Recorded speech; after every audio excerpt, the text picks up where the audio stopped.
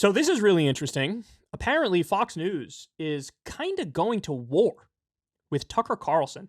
They sent him a cease and desist letter about his new show.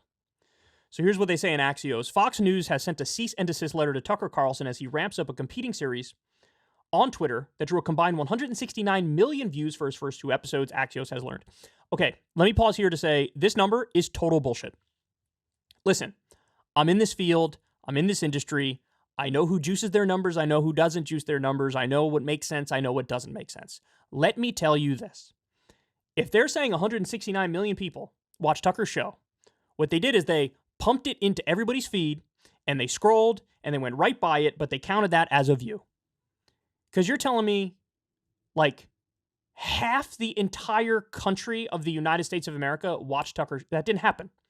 Didn't happen. And by the way, low key, not to be disrespectful, but you're sort of a sucker if you thought that was true even for a second. There's a lot of different, outlets that juice their numbers. Twitter's one of them.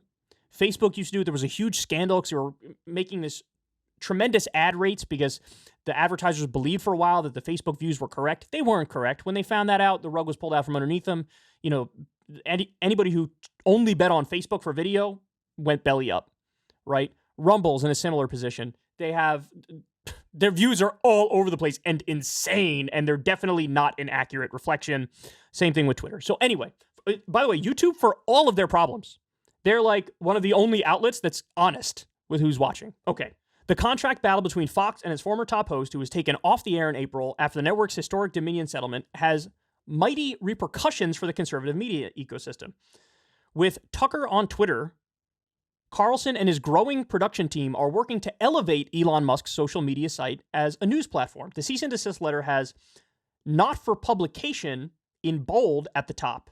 Fox is continuing to pay Carlson and maintains that his contract keeps his content exclusive to Fox through December 31st, 2024. Carlson is making a First Amendment argument for posting on Twitter and asserts that Fox has committed material breaches of his contract. So look, in his contract is probably a standard non-compete thing where they say you can't go to other outlets to do your show. And Tucker's counter-argument is probably, look, Twitter didn't exist as one of these mediums, and now we're trying to make it one of those mediums. So the non-compete doesn't count because I didn't go to CNN, I didn't go to MSNBC, I didn't go to Newsmax, I didn't go to One American News. I'm trying this new thing with this new outlet, so it's not applicable. That's probably going to be his argument. Carlson's first 2 Twitter episodes were straight-to-camera monologues. He plans to keep iterating with longer, more varied episodes and the addition of guests, Axios is told. We hear some big names have been lined up. Justin Wells, Carlson's executive producer, tweeted yesterday, next episode of Tucker on Twitter coming Tuesday. Tucker's response to the indictment of President Donald Trump. We covered that. That was the most dishonest thing I've ever heard anybody say. He pretended the reason why the government is going after Trump is because he's anti-war. He's just too pro-peace, and that's why they're trying to take him down. Dumbest argument I've ever heard in my life. And Tucker knows that that is horseshit. He's well aware.